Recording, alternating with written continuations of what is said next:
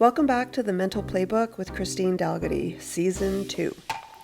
This season, we are expanding the conversation, hearing from mental health experts, professionals from different industries, and people in the sports world about how they take care of their minds, handle challenges, and build the mindset to thrive both on the job and in life. So, grab a coffee, get comfy, tune in, get inspired, and let's dive into some fascinating conversations. Remember, your mind is super powerful, and with the right tools and knowledge, you can master your mental playbook. And while you're doing that, take care of you. Hey everyone, welcome back to another episode of the Mental Playbook with Christine Dalgity. We're doing another short one, and as always, I don't know what this one's going to be about. I think you said sports. I didn't know what this one was going to be about till Lily got here, and was wearing my Bill shirt. Didn't know it was about sports, but maybe the witchy in me came out and I did know. I don't know. Anyway, let's get going on this. Okay, so we're going to do a little bit of what the first question is going to be kind of how I end the Q&As, the past two Q&As. Okay. Oh. It just clicked. That just clicked. That was my light bulb. I struggle with these. Okay.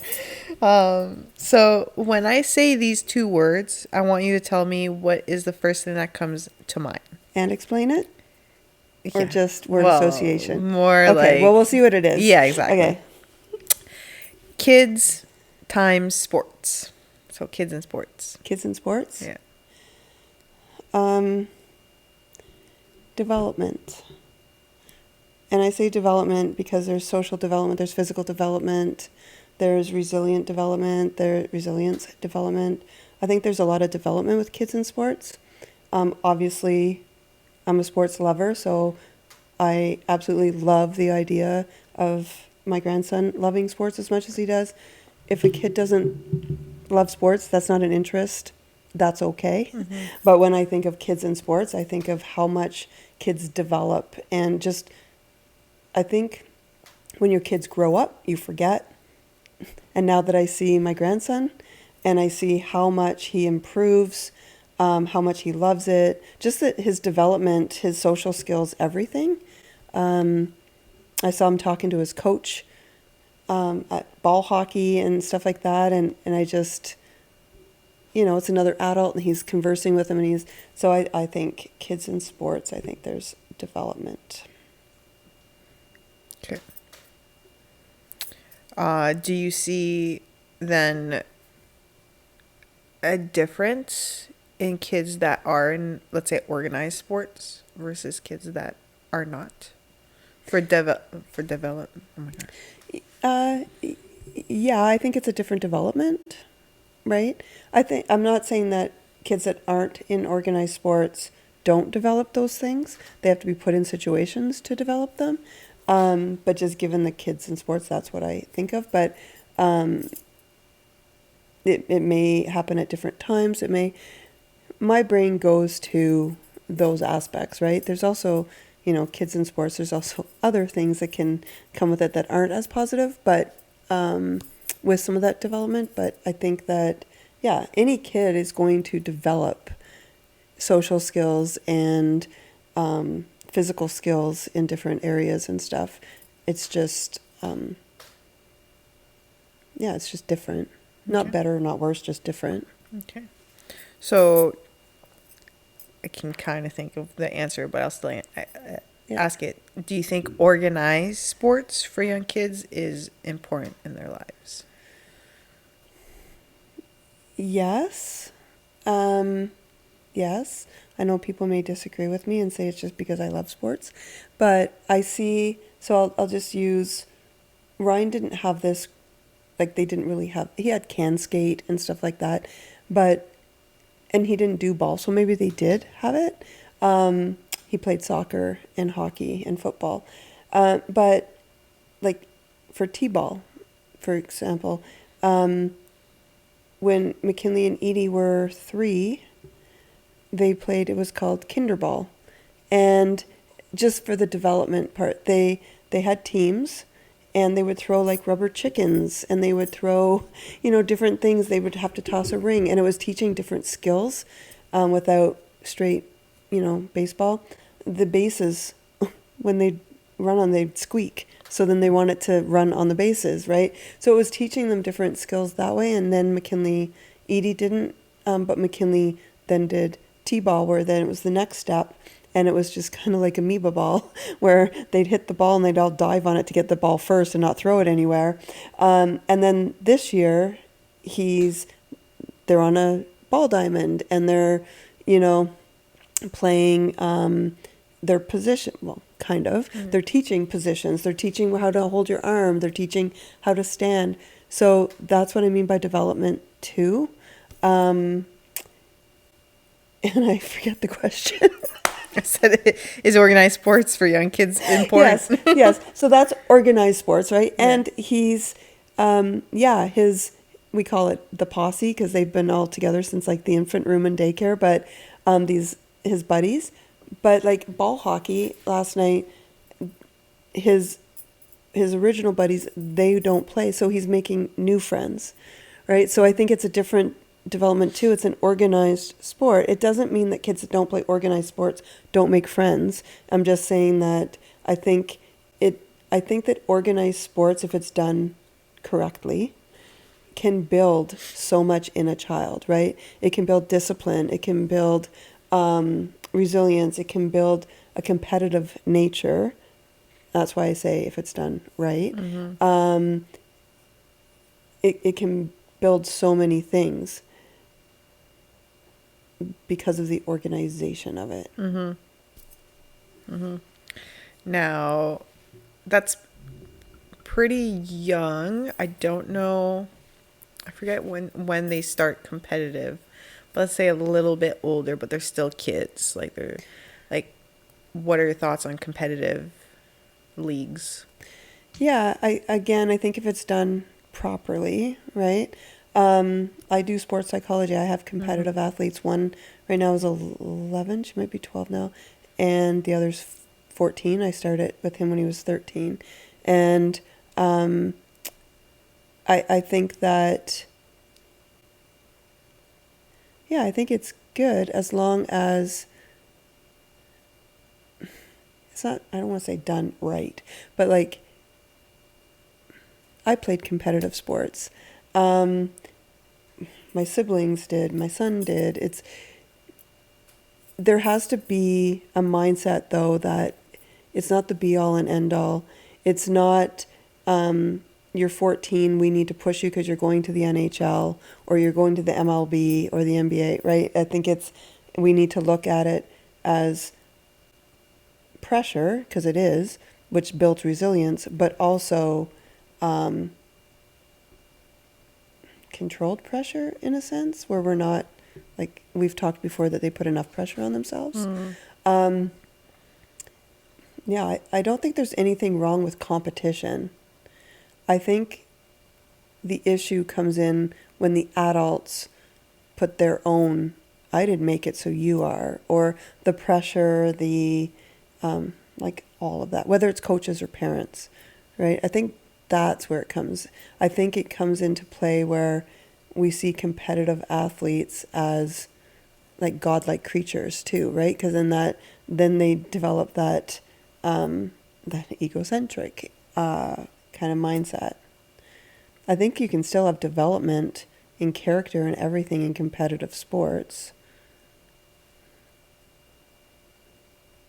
if it's done right. I can't think of another way to word that. But I think it's very like... Yeah, like right now, one of my,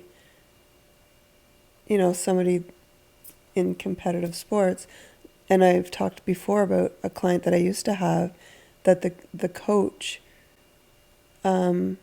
it was junior A hockey, and the coach believed that you need to tear down and belittle and yell at and point out mistakes and everything of the players, tear them down to build them up. That doesn't work for everybody. They just shut down and or they quit. right? Or they make more mistakes because they're so afraid to be embarrassed or humiliated. That's what I mean by not right. Yeah. It's interesting you say that too, because I saw stats. I don't know the exact stats, and I don't know where it's from, but that for boys, it's external. So it's whatever the coaches say will make them quit versus like girls, it's more internal. Which makes complete sense. Yeah. So right? but it's interesting that a lot of the times the coaches will be like hard, communication wise, like with words for the boys, but it's boys that will be the ones that will quit because of what the coach said. Versus the girls, it's just like, well, they might already be saying it to themselves, which is another issue. But it's interesting. Yeah, that it makes sense, just the way our brains are too, right? But I don't agree with that. I don't agree with coddling. I don't agree, if you're in a competitive sport, if you're in competitive sports, it can lead somewhere, whether it's a scholarship, whether it's right.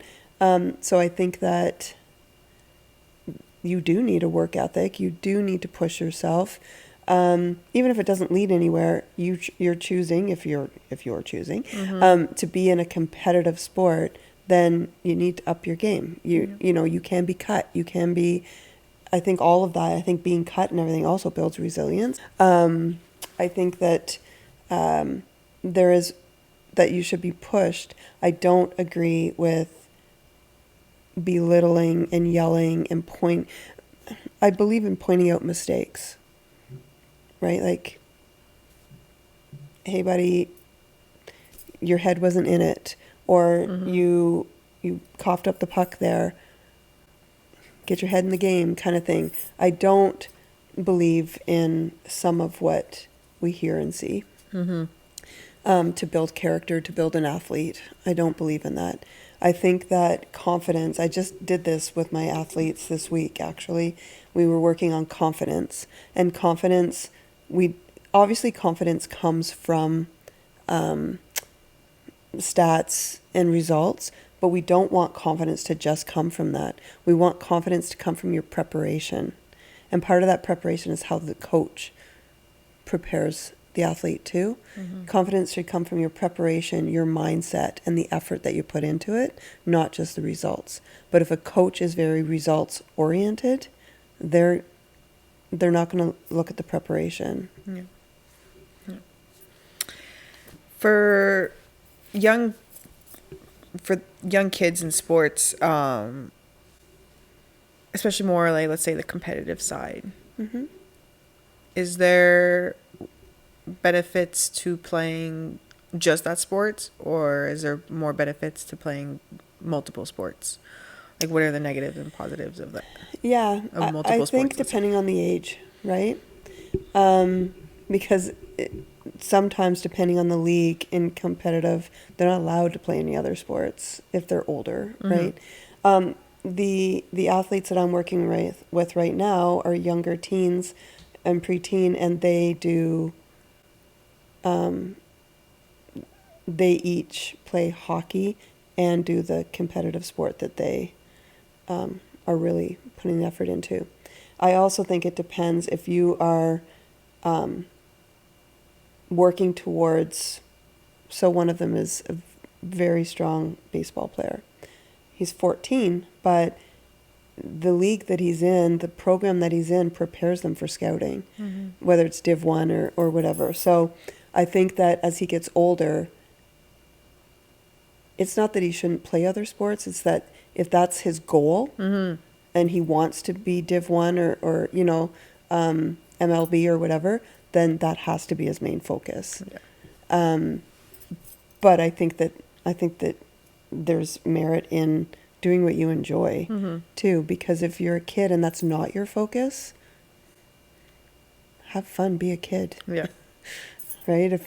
If baseball is, you're really good at it and you're playing high competitive, but I don't care if I go to university, I just like playing this, well then play all the other sports. I say that too because right now baseball, they have time off from baseball, right? As he gets older, it'll be probably all year long in development and stuff like that. So yeah, that makes sense.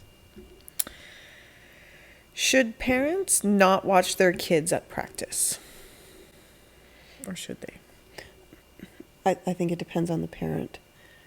You can have a parent go, I used to go to all Ryan's practices, right? And sit there. Sometimes I wouldn't pay attention, but I had to drive him there. So, but I wasn't the type of parent that would critique his practice or anything. I'd sit and watch it, maybe have my coffee or talk to the other parents that were there. If you're the type of parent that is watching the practice to critique your child, you're not the coach. Don't go, or don't watch it. Do work or something, whatever you're going to do. Yeah, I don't think there's anything wrong with watching the practice as long as you control yourself and let your kid have the practice. Do you think there'd be well, benefits to parents not watching the practice for the kids, or not really? Again, it depends, right? I don't think, like, from watching my kid practice, they were out there practicing. Like, I didn't think anything of it. I think it depends. I think that if you are a parent that's critical and watching it, or not critical, but like has pressure, watching the practice and seeing the development that's happening, that it's a skill, that the coach knows that they're not supposed to be at this level yet and stuff, might be helpful. Yeah. I think it depends on what you do with that practice. Okay. Makes sense. What are some green flags of coaches? Green flags of coaches would be seeing each player as an individual, with an individual skill set and not comparing. I just saw an interview, didn't see it, I heard it, a snippet of it. Now I can't think of the name. I think he's retired from the NHL right now. He's talking about Mike Babcock. There's a lot of controversy with Mike Babcock right now. And he said that he was skating was his thing, and he was, and Mike Babcock was coaching them, but he said, if you were one of the higher players, you'd have no problem with Mike Babcock, right? But he had a high ankle sprain, which is normally 2 months, 8 weeks, and he took 5 days and came back, but his skating wasn't. And so then Mike was belittling him and putting him down and doing all this stuff. And he said he was like a bully. He's the only person ever made me not enjoy hockey and not want to play. And so because I do what I do, and I was listening to that, and I was thinking about some of the athletes that I work with, right? So I think that just in that, if you're a really good player, you're treated a certain way, and if you're a supporting player, then you're treated worse, which means that coach isn't seeing the skill set that each player contributes. I mean, we have enforcers, we have, the Connor McDavids, you need all of those on a team. So I think that that's a green flag, to see each player as an individual, not just in skill set, but also in, and I'm not saying that coaches are supposed to be therapists. I'm not saying that coaches should go and give them a hug to make sure they're okay. But if you know that your athlete is really hard on themselves, especially with youth sports, if you know your athlete's really hard on themselves, then don't belittle them or put them down or really pressure them. Also, the other day, watching my Blue Jays, Vladdy's been really struggling hitting the ball and hitting home runs. And on, I think it was Thursday afternoon game, one of the games this week anyway, or we're recording early. Anyway, I think it was in Boston, but he hit his first home run in a long time. And he was so happy, and he came on the bench, and then the camera went to the dugout, and John Schneider, the manager, coach, went over to him and hugged him and tapped him and was like thumbs up and stuff. And I was like, that's a green flag, right? He knew how much he was struggling. I don't know, it most likely was encouraging him in the background, but he broke that plateau, and the coach left his post and went over to him, hugged him, tapped him, like thumbs up, encouraged him. Yeah. Yeah, I think a green flag is also not just looking at results. Obviously, as a coach, you have to look at stats and results and standings, but not just looking at that, looking at what needs to be developed, what needs to be changed, what I think most good coaches do that. But if you just look at results, then you're missing a lot in the play and stuff like that. I think a green flag for a coach is to like collaborate with the players too, right? Like, especially at higher level, like professional, I would say, you know, the coaches that they still have that leadership role, but it's like, okay, what do you think we need to work on? Or what, you know, having input from the players, they're the ones on the field, the ice, the turf, whatever, right? But what about, like, I know it's kind of my bad, but for youth, what would be a green flag in that kind of sense? Like, they're collaborating with the older ones, but like in youth, I what think would that it they be? can collaborate with them. I think even like individually, because it's so much about development in youth sports, I think that, you know, if a kid is struggling or putting themselves down or, you know, I think the coach coming to that kid individually and saying, what do you think's going on? Not, you need to do this, you need to, you know, what do you think's going on? I think there's a collaboration in that too. And it gives a kid some control and can build some of the self-confidence. Yeah. Right. Good. And what can we work on kind of thing. And then last one, what should parents say after a game? Say or act? Yeah.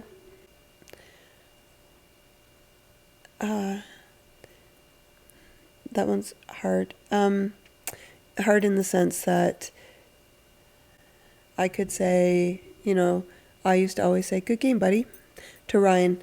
And then some people might say, yeah, but that's lying to your kid if they weren't playing a good game, right? Or if it wasn't a good game. But not a good game in your perception? I don't know. I think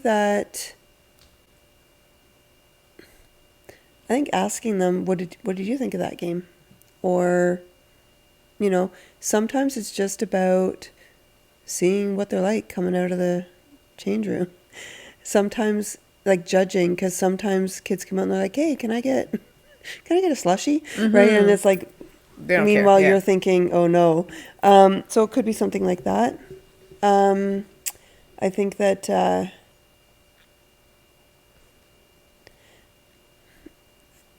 I think it depends.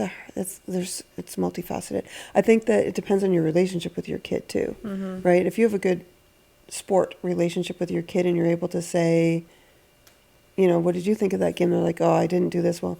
Okay, what do you think how can you work on that? Did you talk to your coach about it? But I also think, and I've mentioned before, that I had people in my world that, like other parents on Ryan's team, that the kid would come out, they're like 7, 8, 9 years old, and they'd come out and the parent would say, wow, you suck today, right? Like, what? And then I remember one time I said something and the mom said, I'm not going to lie to my kid. If he sucked, he sucked. And I could just see his shoulder, like, it was just like, you could just see him deflate, right? He came out to ask for a slushie kind of thing, and he just deflated. I don't believe in that at all. Yeah. I don't believe in that at all. If your kid had a bad game, first of all, it's not up to you, it's up to the coach.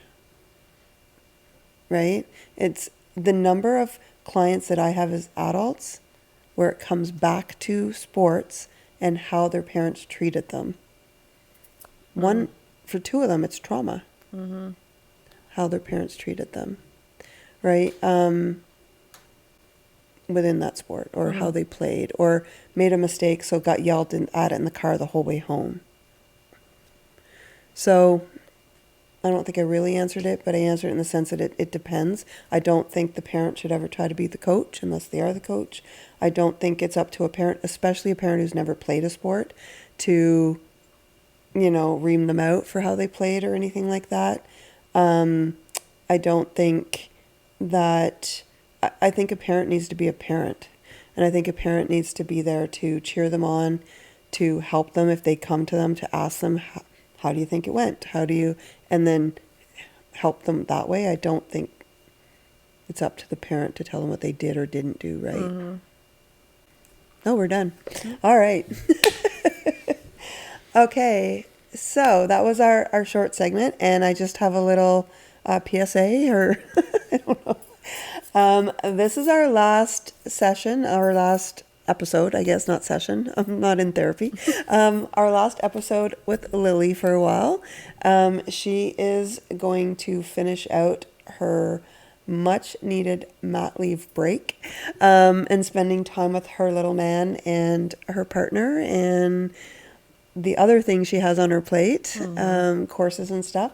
So we're going to miss her. Danica is going to be jumping in place. That's why she's sitting over there today, to learn the ropes.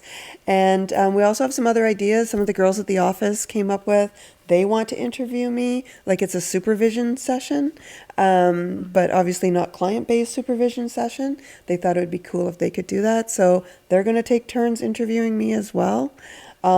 Christine's just on the hot seat all the time, but we will miss Lily, but also so jealous that no, I'm not, because you're a baby. But no, we'll miss, all kidding aside, we will miss you while you're gone, but we'll welcome her back when her mat leave's over and she's ready to join us again. I'll probably have so many ideas. Or she'll be exhausted. Yeah. Yes, so many ideas. So thank you for all of these and these ideas. And we will see you again in a few months. And to all of you, we'll see you next week, perhaps with one of the girls on. And take care of you. That's it for today's episode of the Mental Playbook with Christine Dalgity. Remember, the work doesn't end when the episode does. Thank you so much for watching and for being part of these conversations. If you're enjoying the podcast, please like, subscribe, and leave a comment below. It helps us grow and reach more people who might need this too. And don't forget, take care of you.